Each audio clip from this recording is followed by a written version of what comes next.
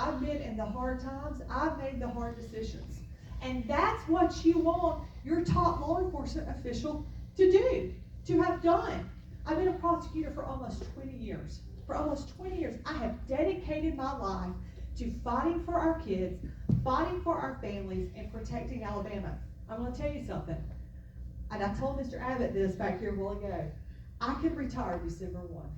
See, I started my career in the AG's office. I have enough time. It sounds crazy, doesn't it? But I truly believe that God called me to protect our citizens, to protect our babies, to protect our children. And that's what I have been doing in Blount County. I didn't sit down 6 months ago and think, I think I'll come up with a slogan. How about let's keep Alabama safe?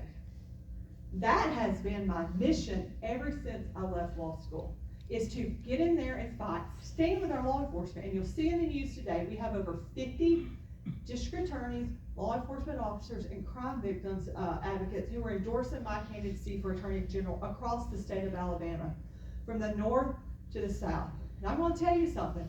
I'm the poor candidate in this race. I have the least amount of money. I'm okay with that. I've been the poor kid my whole life. I grew up in Sneed, Alabama. Population 700.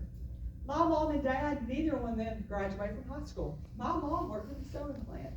My daddy worked on the highway, the flaggers you see for the Department of Transportation. And they had me. I kid them that they did it right the first time. So why try again, right? That's my only child joke, okay, if any of you are only children. But my parents divorced when I was younger. And there were times that we had to get the Red Cross to help pay for our power bill.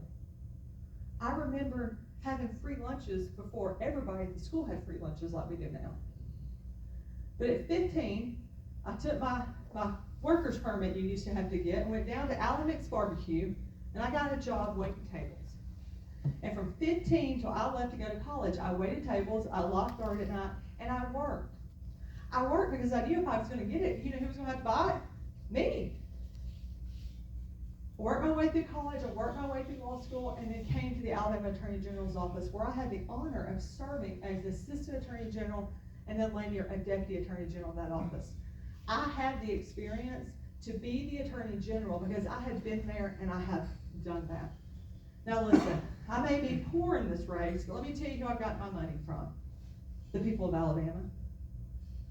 99% of my money has come from sources inside the state. We actually lead in the number of contributions. Well, what do I mean by that?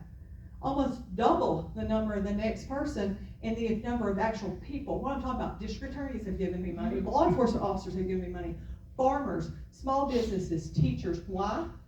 They know the work I do, they know that I care, and I know that I'm in it for you. I'm not in it for somebody else or special interests. I'm in it to fight for you. For about 15 years, I have been known as the social media person across the state, and really, I've done trainings in Canada and Florida. I have worked to fight to keep our children safe online. I didn't decide that was my theme when I was going to run a year ago.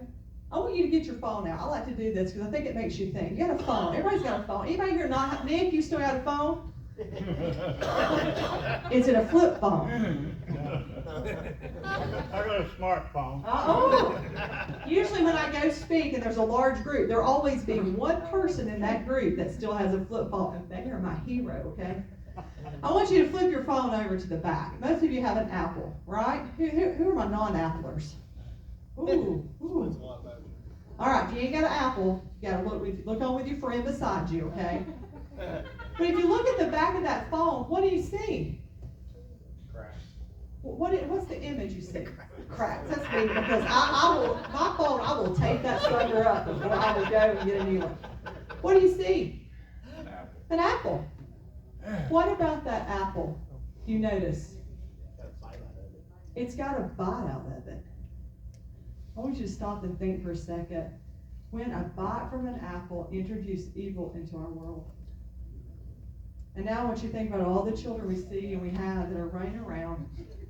I call them little evil boxes, to be honest with you. They are. Do you know how many cases I've worked of young children being sexually solicited, exploited online? Children are exposed to child pornography by the age of 9 years old, or to pornography by the age of 9 years old. You know where they're seeing it? Studies show they see it on the school bus, because why? Everybody's got a phone, and that's what they're looking at. You might say, well, that doesn't happen around here. It does. My kids would never do that. They will. And I hate to tell you, I see it. I've worked it. I indicted 2 guys in the last grand jury. One of them had 168 counts of child pornography, and another one had 189. It is a problem, and it is rampant. Just 2 weeks ago, I tried a jury trial. Here, I'm going to ask you this. Ask any candidate for AG, when's the last jury trial you tried? Tell us about it. I invite you to do that. Let me tell you about my last jury trial. 2 weeks ago, I tried a man who would take a 9-year-old little girl, put a bag over her head, put duct tape on her mouth and her feet and her hands, tie her up to a pole, shoot her up with meth, and rape and sodomize and torture her. And the only way they ever found out is those wonderful parents, and I say that in jest, who were dropping her off over there every weekend, realized she was sick when they picked her up one night. Took her to Children's and she tested positive for methamphetamine. And that's how it all came out. So that's the last jury trial I tried. And that was 2 weeks ago. I just argued in front of the Alabama Supreme Court last Tuesday, fighting for, trying to keep our capital defendants at no bond. We really shouldn't have to still be fighting for that right now. But we are, and I have been leading that charge and fighting for that as they've been challenging me in Blount County. Look, I am up for a challenge. We want to fight this at Alabama Supreme Court. I'll take you on, because I'm going to fight for all my brothers and sisters of Yates. Now let me tell you quickly, what are my priorities as your Attorney General? Number one, I'm going to protect our children. And let me just tell you something right now. If you go to sleep at night and your grandkids and your kids are happy and healthy, you sleep good, don't you? If all else is bad in the world, if my family's safe and my children are safe, life is good. We got a crime problem in Alabama. Can we all agree? Crazy, violent crime. I want to work with our law enforcement officers and our district attorneys. I want to seek regional offices with our Alabama Attorney General's office. When I was a prosecutor of the AG's office, we were all stationed in Montgomery. Anybody had to go to Huntsville and help somebody, you had to come out of Montgomery. Why are we not putting really good prosecutors across the state of Alabama to work with our DAs, help our DAs when they need to be, when they have a recusal issue and they have a law enforcement that needs help? I promise and I commit to you that we'll do that. We're going to fight for our first responders, our law enforcement. You know who the first people are when you need help? Who do you expect to show up? House catches on fire, who do you want there? You want the fire department. Do you know how many of our actual fire departments across the state are volunteer? And yet we expect those volunteers to show up. Are we giving them the resources they need? Because you know what, if we don't have the fire department, what's going to happen to your home insurance rates? We're going to fight, stand with law enforcement, stand with our first responders, fight and protect our children.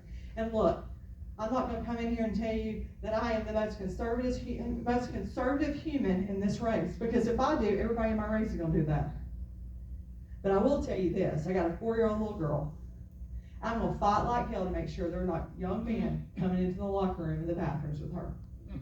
Okay? I was a 3-sport athlete, ran in college. I never had to worry about that. But I'll make dang sure that she doesn't have to worry about it. Look, I gave you all a card. I know you all only have an hour. That card has my cell phone number on it. And you may say, well, that's a little crazy.